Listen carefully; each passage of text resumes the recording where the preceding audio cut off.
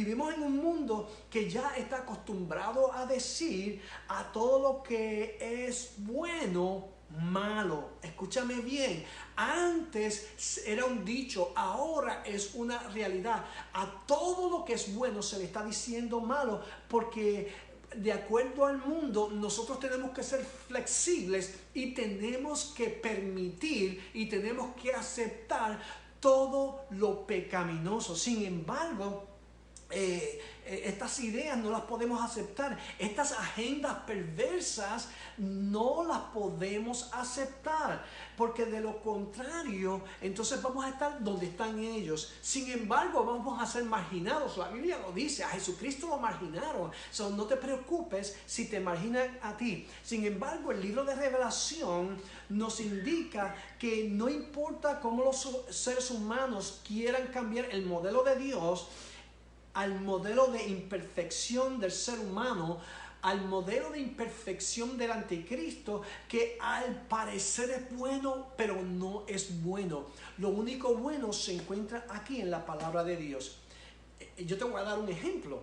Hay un ejemplo bien grande, y es el ejemplo de la inauguración presidencial de este país, cuando el actual líder, con una mano en la Biblia, prometió defender la vida en este país.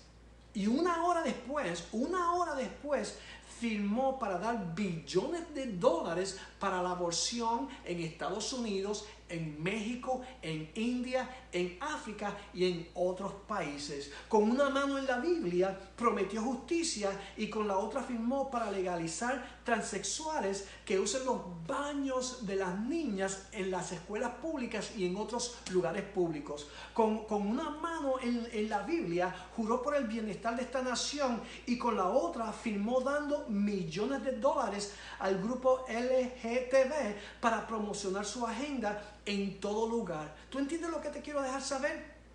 Todo esto lo hizo una hora luego de haber sido juramentado.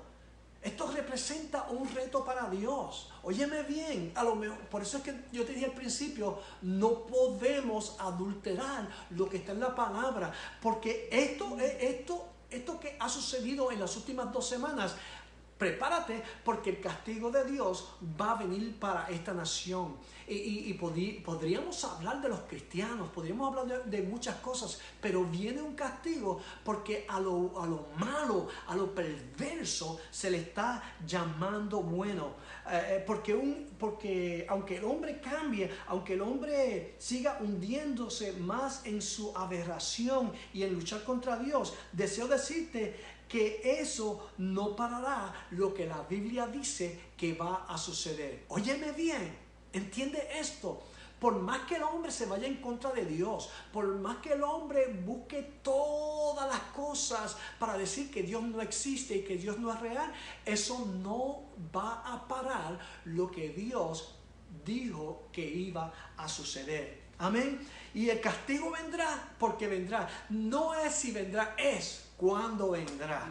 Y entonces tenemos que estar preparados. Tú y yo, como pueblo de Dios, tenemos que estar preparados, porque es importante que nosotros ordenemos nuestra casa, que nosotros entendamos, si creemos lo que dice la Biblia, vivamos lo que dice la Biblia. Que si es un mensaje fácil de tragar, no es un mensaje fácil de tragar, pero es el mensaje que está en la Biblia. La serie de hoy, mira qué lindo, llevamos algunos meses y ya vamos por el capítulo 6, y lo que estamos usando son fracciones pequeñas para que tú entiendas lo que estamos hablando y lo que dice Revelación, para que tú entiendas, amado hermano, que te tienes que preparar, para que tú entiendas que esto que está sucediendo hoy día, todo, sea político, sea en el mundo, sea en el orden mundial, sea de lo que sea la pandemia, todo está en el calendario de Dios. A Dios no se le ha escapado. Y esto está activando que nosotros nos acerquemos más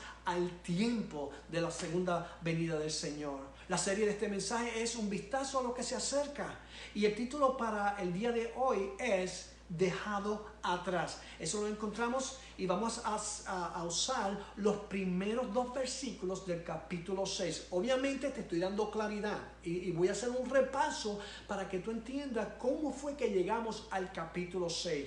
Dejado atrás, capítulo 6 de Revelación, del versículo 1 al 2. Mira lo que dice. Dice: vi cuando el Cordero abrió uno de los sellos y oí a uno de los 4 seres vivientes decir, como con voz de trueno: ven y mira.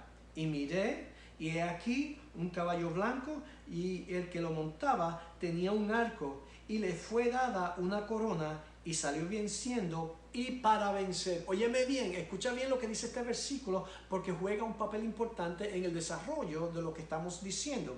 Y miré, y he aquí un caballo blanco, y el que lo montaba tenía un arco, y le fue dada una corona, y salió venciendo y para vencer. Now, ¿qué sucede en Juan capítulo 1? En Juan, en Revelación capítulo 1, dice que Juan tiene una visión.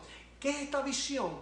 Ve al Señor glorificado, con su cuerpo glorificado, y lo llama y le está enseñando lo que va a suceder próximamente. Y entonces Juan ve del capítulo 2 al capítulo 3 7 iglesias. Cuando nosotros hablamos de esas 7 iglesias, dijimos que esas 7 iglesias, aparte que eran iglesias que estaban en Asia Menor, también eran iglesias de acuerdo a la visión que iban a definir el estado de la iglesia desde que Jesucristo subió al cielo hasta que suceda el rapto de la iglesia. Pero nos dimos cuenta, óyeme bien, que todas las iglesias, algunas de ellas tenían faltas, una falta, 2 faltas, 3 faltas, pero Jesucristo caminaba dentro de la iglesia, y allí estaba el pastor, que era el ángel de la iglesia, allí estaba el candelero, que era lo que traía luz, que es la iglesia, y entonces Dios le daba la solución al problema que ellos estaban teniendo.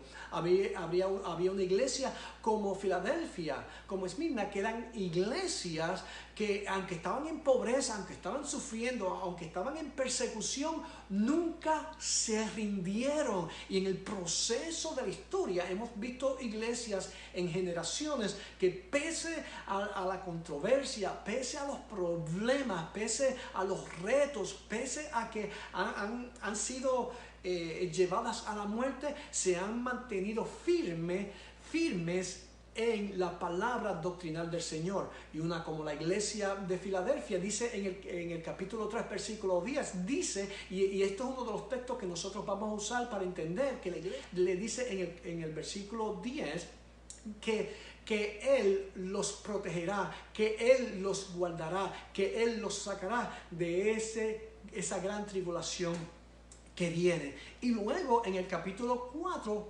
cuando ya la iglesia, la última iglesia de la Odisea, que es bien diferente a las otras 6 iglesias, en las otras iglesias, entiende bien esto, por eso es que tienes que leer estos 2 capítulos, porque en estas otras iglesias, las primeras 6 iglesias, Jesucristo estaba dentro de la iglesia, pero en la última iglesia de esta generación, de la última generación, la iglesia se vendió con el mundo, la iglesia se vendió con las cosas malas, la iglesia por simplemente permitir de que alguien le dijera, tú tienes que permitir esto en la iglesia porque así eres flexible.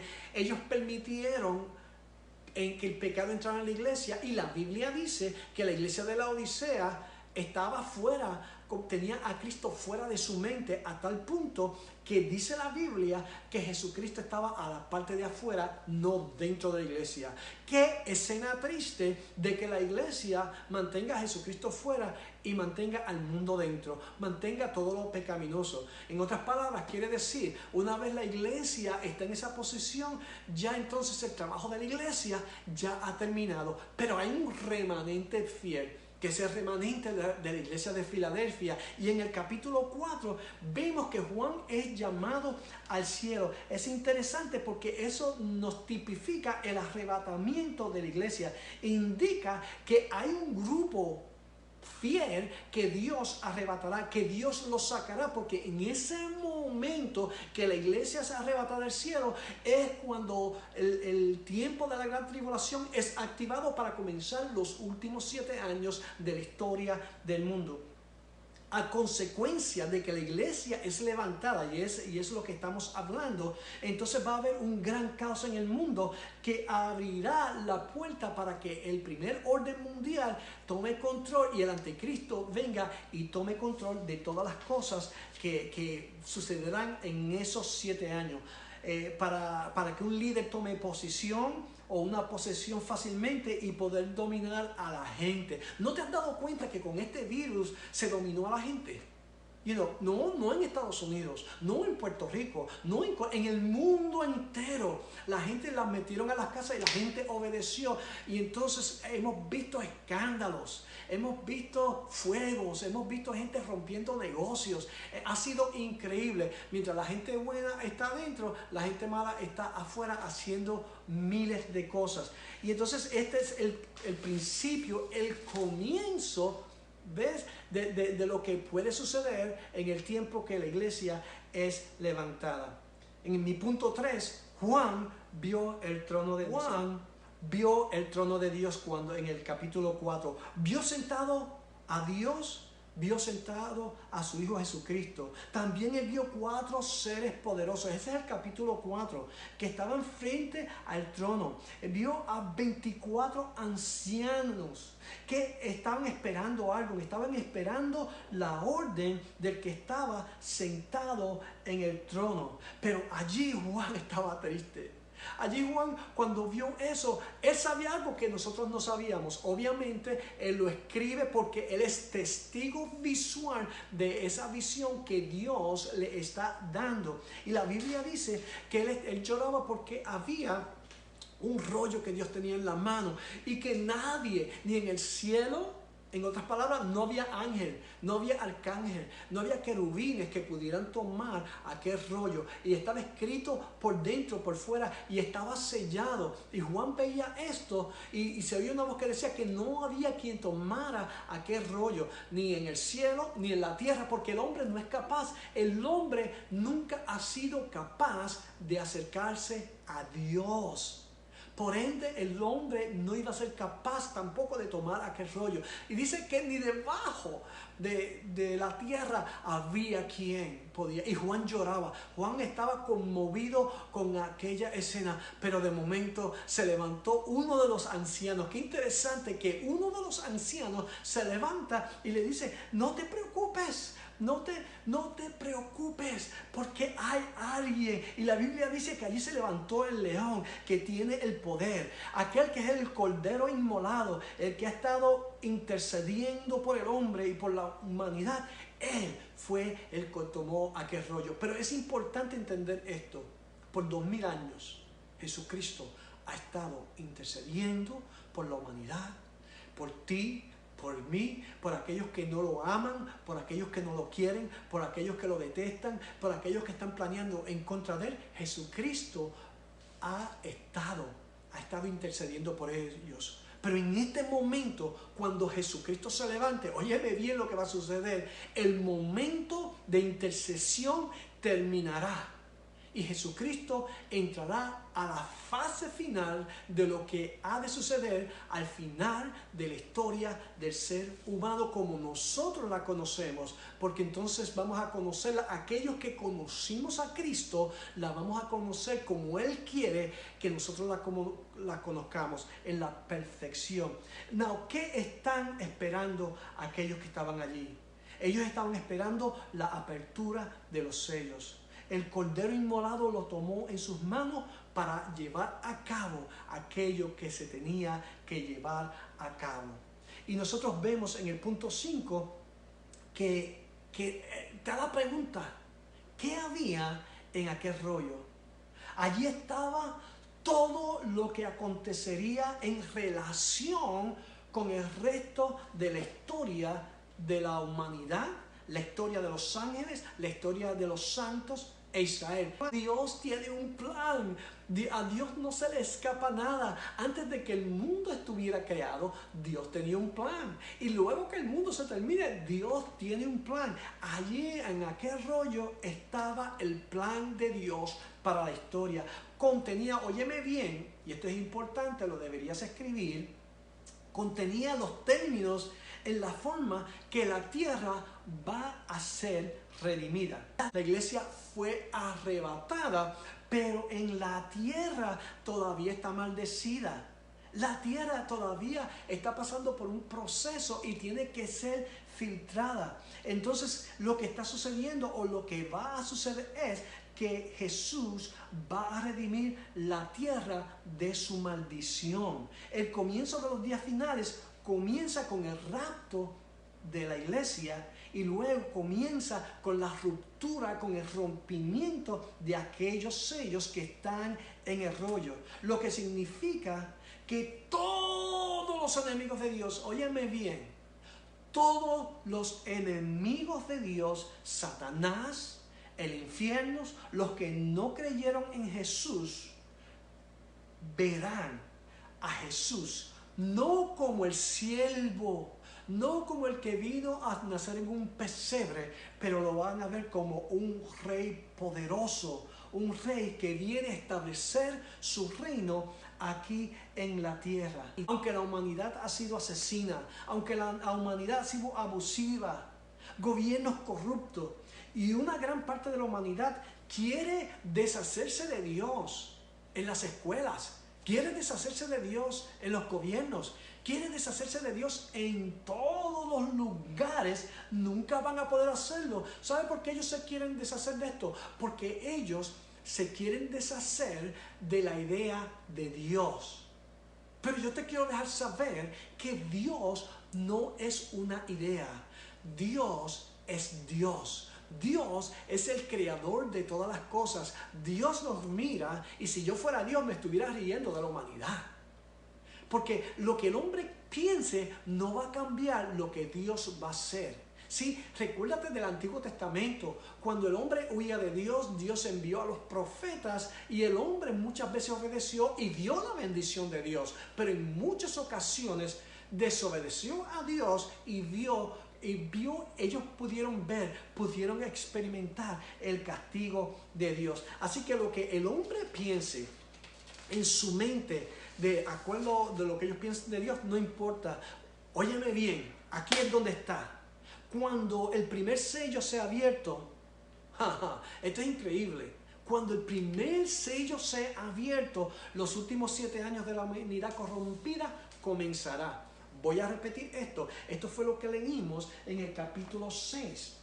Cuando se abrió el primer sello, vuelvo y repito, cuando el primer sello sea abierto, los últimos 7 años de la humanidad corrompida comenzarán. Ok, el cordero inmolado tomó el rollo y rompió el primer sello. En otras palabras, la iglesia es raptada, se rompe el primer sello y entonces comienza automáticamente el final. Los últimos 7 años, el primer sello enseña que cuando se abrió, salió un jinete. Déjame leértelo otra vez. Y cuando el cordero abrió uno de los sellos, que fue el primero, y oí uno de los 4 seres vivientes, que eran los ángeles, estos ángeles poderosos, querubines, decir con una voz de trueno: ven y mira. Ellos estaban abriendo la puerta para que él mirara lo que estaba sucediendo. Y miré, y he aquí un caballo blanco, y el que montaba tenía un arco, y le fue dada una corona, y salió venciendo y para vencer.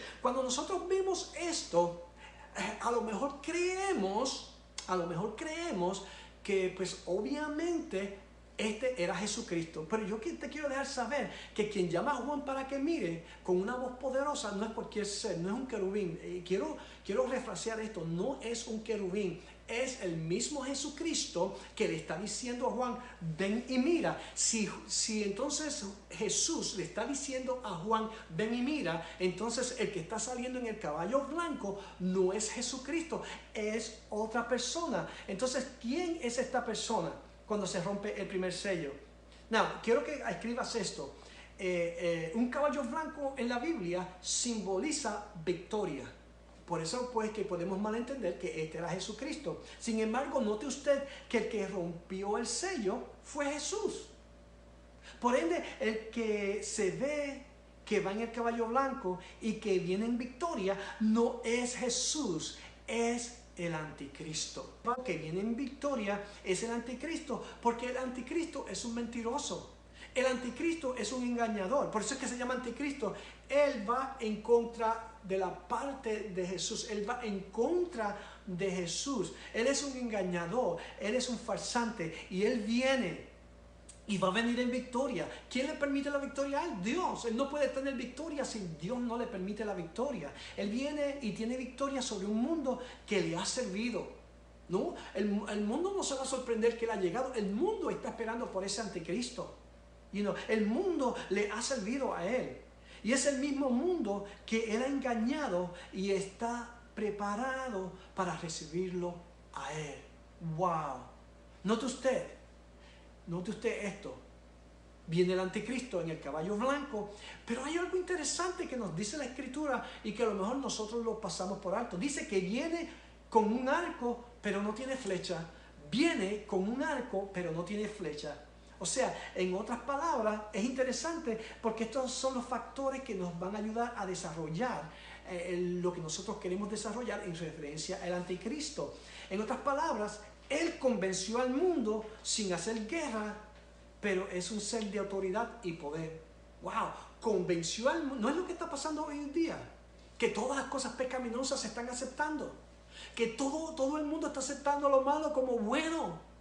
Le están dando excusas. Aún hay iglesias que le dan excusa a todo el pecado dentro de la iglesia. Se está aceptando lo malo dentro de la iglesia. Cuando venga el anticristo, él va a convencer al mundo. Cuando dice que viene con un arco, pero viene sin flecha, lo que está diciendo es que él va a venir en autoridad, él va a venir en poder y no va a tener que tirar un tiro.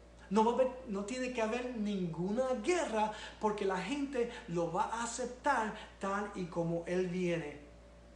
Hubieron unos factores que se desarrollaron en el planeta Tierra, como la unión de todos los países poderosos, la unión de una sola religión. Todo esto viene de camino. 3 semanas atrás se unieron en una ciudad en Europa y ellos estaban hablando específicamente de esto, que la religión, para ellos dicen que la religión es como un veneno. Ellos no están hablando de cualquier religión, ellos están hablando de la religión cristiana, y entonces ellos quieren hacer una sola religión, quieren tomar todos estos países poderosos, pero le va a faltar un líder que tenga la capacidad de gobernar, que tenga la capacidad de regir y que prometa paz y seguridad, aunque sea una seguridad y una paz falsa. Si el anticristo es falso, óyeme bien, si el anticristo es falso, lo que él va a prometer también es falso. Mira lo que dice, el próximo punto, se le da una corona. Okay. La primera parte es, viene con un arco, pero no tiene flecha. En otras palabras, él va a poder agarrar al mundo entero sin tirar un tiro, sin ir a la guerra. Eso es al principio una paz falsa. Convenció al mundo sin hacer guerra y con su autoridad y poder, y todo el mundo lo va a aceptar porque todo el mundo lo conoce. Pero es interesante que en estos 2 versículos hay tanta información y por eso no quise entrar a otros versículos. Entonces dice que este primer jinete, vamos a hablar de 4 jinetes. Este es el primer jinete del capítulo 6. Dice que se le da una corona. Él va a ser un líder de la élite. Él va a ser un líder mundial y va a ser un líder imperial. Esto define que todas estas cosas que yo les he estado diciendo, este jinete que entra en la historia del mundo traerá esa paz falsa, traerá una seguridad falsa, y por 3 años y medio la gente lo seguirán, la gente se aglomerará alrededor de él porque ven paz, tienen comida, tienen todo lo que ellos necesitan, que el gobierno mundial le está ofreciendo a ellos. No tienes que pagar renta, no tienes que ir a trabajar, te lo vamos a dar todo. Todo el mundo va a estar contento con este anticristo. No, recuérdate, la iglesia no está aquí. Quiero hacer énfasis en esto porque este primer jinete engañará de tal manera que la gente se sentirá como que están en utopía, pero verdaderamente no van a estar en utopía. Esta paz por 3 años y medio de este primer jinete es una paz falsa. También en este tiempo. Él va a hacer un pacto con los judíos en su propia tierra de paz. Ya eso comenzó con el líder anterior que tuvimos. Hubieron unos ciertos tipos de paz. Todos estos convenios de paz no se han completado, pero ellos vienen. Pero ¿qué es lo que nos están diciendo? Que el tiempo final está bien cerca. El mundo creerá que todo lo malvado se fue cuando desaparecieron aquellos que iban a un grupo y se reunían a cantar y adorar al Señor y que hablaban de la Biblia. Óyeme bien. I want you to understand this. Yo quiero que tú entiendas esto. El anticristo se va a aprovechar de que millones de personas desaparecieron. Se le dio la autoridad élite mundial e imperial para que gobernara al mundo entero. Vuelvo y repito, eso es lo que está diciendo aquí en el versículo 2. Y miré, y aquí un caballo blanco. ¿Qué quiere decir el caballo blanco? Victoria. Y el que lo montaba tenía un arco. Arco con una flecha significa guerra, pero en este caso, él viene, él puede decir, y él va a hacer guerra, va a hacerle guerra a los judíos, va a hacerle guerra a los que se vayan en contra de él, pero en este momento, en estos primeros 3 años y medio, no va a haber guerra, y le fue dada una corona. Se le da una corona porque es el hombre que ha podido engañar a la humanidad en un orden mundial para poder dirigir al mundo. Y dice que salió venciendo, y para vencer todas las cosas que él estaba haciendo le estaban saliendo bien, todos los que le estaban siguiendo, porque el mundo le preparó la plataforma para que él fuera vencedor. Mi conclusión en todo esto es, amados hermanos, y yo espero que tú hayas entendido que lo que queremos hacer no es explicarte toda la teología que está en cada capítulo. Estamos abriendo la mente para que tú entiendas que estamos en tiempos finales. Entonces, cada poquito que yo te doy, yo lo trato de romper para que sea entendible, para que tú puedas entender qué es lo que estos capítulos están diciendo. ¿Qué es lo que entonces dice la Biblia? Que Él será poderoso, que el mundo le seguirá. Pero amados hermanos, en referencia a esto, cuando este hombre diga paz, mira lo que dice Pablo en Primera de Tesalonicenses capítulo 5, versículo 3. Primera de Tesalonicenses capítulo 5, versículo 3. Cuando digan paz y seguridad, entonces vendrá sobre ellos destrucción repentina como los dolores a la mujer encinta, y no escaparán. Amado, te quiero dejar saber que la razón que Dios se va a llevar a la iglesia es porque lo que le espera al mundo en estos últimos 3 años y medio de la gran tribulación va a ser horrible, va a ser espantoso. Y si nosotros recibimos a Cristo en nuestros corazones y Él nos redimió y Él nos llevó, ahora Él va a filtrar todo lo malvado, todo el pecado que hay en la tierra, porque Él no puede plantar su reino en un lugar de imperfección. Jesucristo viene a plantar su reino por 1000 años y Él tiene que exterminar con sus enemigos, Él tiene que exterminar con el pecado, Él tiene que exterminar con todo lo que vaya en contra de Él. Todos sus enemigos estarán bajo de sus pies. Cuando el mundo, cuando Satanás, cuando el anticristo diga hay paz, ahí es que ellos van a recibir el cantazo más grande. Entonces, ¿qué es lo que yo quiero que tú sepas? Que nosotros como iglesia de Cristo tenemos que estar preparados. No seamos de los que fuimos dejados atrás. Yo no me quiero quedar atrás, left behind. I'm going to repeat this again. I do not want to be one of those people that were left behind. Yo no quiero ser una de esas personas que se quedaron atrás.